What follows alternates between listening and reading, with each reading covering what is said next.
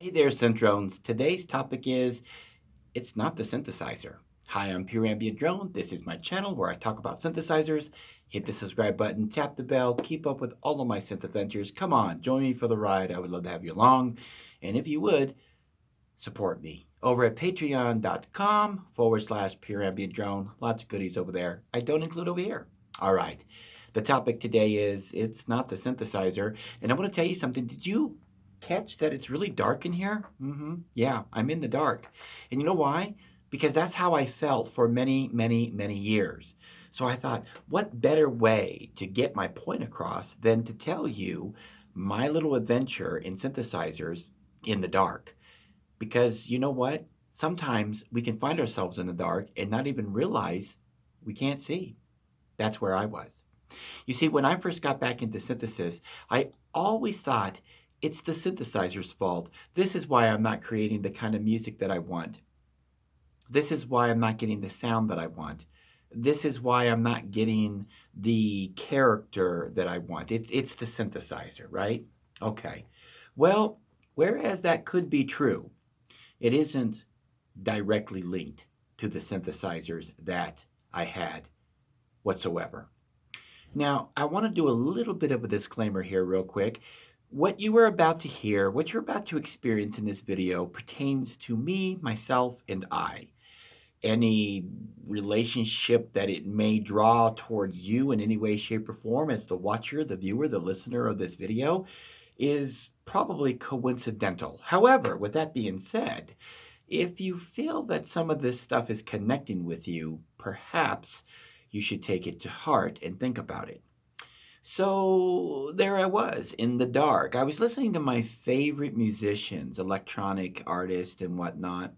And I was also listening to mainstream music as well. I have a lot of different types of music that I enjoy. And I started noticing a pattern between all of these different types of music, genre wise. And that is the people that were making this music, they seemed to have a direction. They seemed to know where they were going. They weren't guessing. They weren't pretending. They weren't stumbling around in the dark. Guess what I was doing? I was stumbling around in the dark. And you know what happens when you stumble around in the dark? Take note of this. When you stumble around in the dark, you become very cautious. You see, you start putting your hands out in front of you so that you don't trip up and fall and hurt yourself. And I kind of learned through experience in the hard way that that is the wrong way to walk through the dark because you shouldn't be walking through the dark, period. What you should be doing, what I should have been doing, what I wish I had done, is learned about synthesizers, learned about gear, learned about mixers, and wrote down a plan. You see, when a fire happens, there is usually a plan on the wall, an evacuation plan inside of buildings for people to follow to get out. And then there's illuminating signs called exit signs that shine through the dark and the smoke and the confusion to kind of lead people in the right direction. I didn't have any of that. I didn't have a plan. And you know what? When the fires broke out, the fires of life, I panicked, I stumbled, I fell in the dark. And sometimes it's hard to pick yourself up out of the dark. I kept blaming the synthesizers. It wasn't just the synths that I was blaming, though. It was people around me. It was my circumstance in life, my boohoo moments. It was my gear. It was my friends. It was my lack of friends who didn't know anything. You know, people that knew about music. Oh, if only I knew somebody that knew about music. Yeah, right. I knew plenty of people in the past about music, and I never learned anything from them that I couldn't have taught myself if I would have just paid attention. No, you see, my problem was me. My problem was I didn't want to admit that there isn't a magic bullet out there. There's no magic synthesizer. But I'm going to tell you what woke me up to this, and I hope some of you guys out there are catching on what I'm saying. For the rest of you, just keep listening and you'll get it. I was reading a article. People were asking what synthesizer did Eddie Van Halen play on the album, the jump track. And what I had learned is that he played that synthesizer through a Fender amp. Now, somebody please correct me if I'm wrong on this, but that's what I had read. And a little light came on inside of my head. I said, wait a minute.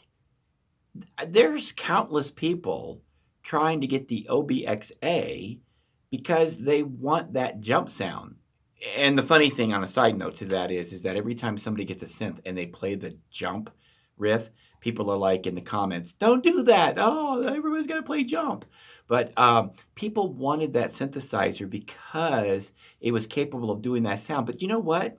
Eddie Van Halen obviously wasn't satisfied with what he was getting out of that synthesizer, so he took it up a notch. You see, he doesn't walk through the dark. He doesn't stumble through the dark. He plans his way to the light.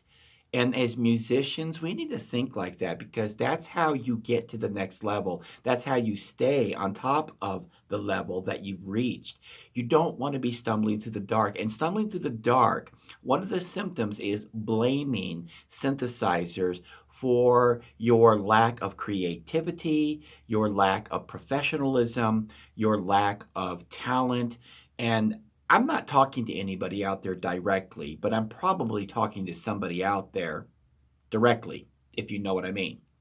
But for myself, it was easy to play the blame game, and I got tired of it. Once I read that and that light came off, I said, you know, if Eddie Van Halen's thinking this way, it means that he is thinking out of the box. I would have never thought of that. Yes, I've heard of hooking up synthesizers to amplifiers and miking them. But you know, when you're in the studio and you have engineers in there, those guys are so creative because this is what they do for a living and they're experienced at it.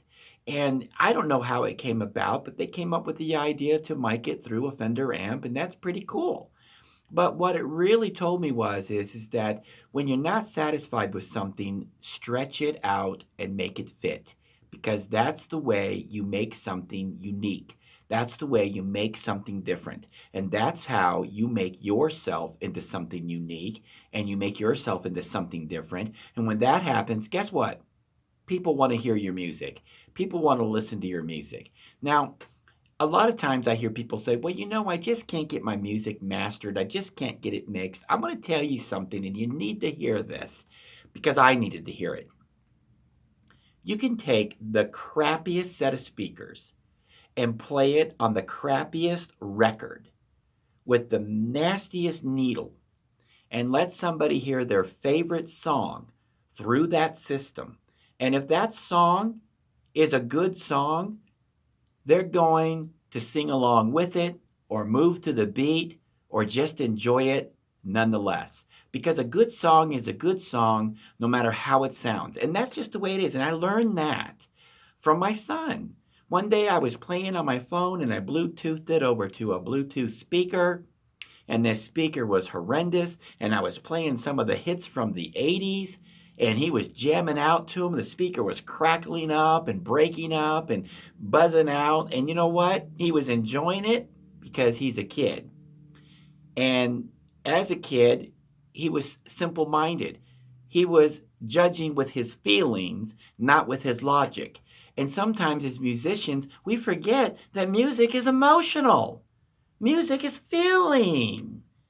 And if you forget to feel the music, you've already forgot what you're doing in the studio in the first place. And you find yourself in the dark. I hope this video helps you. Until next time, I am Pure Ambient Drone. I want to thank you for watching, and please, please subscribe. Give this video a like and support me over at patreon.com. The links are in the comments below as well as in the description. And until next time, keep calm and synth on.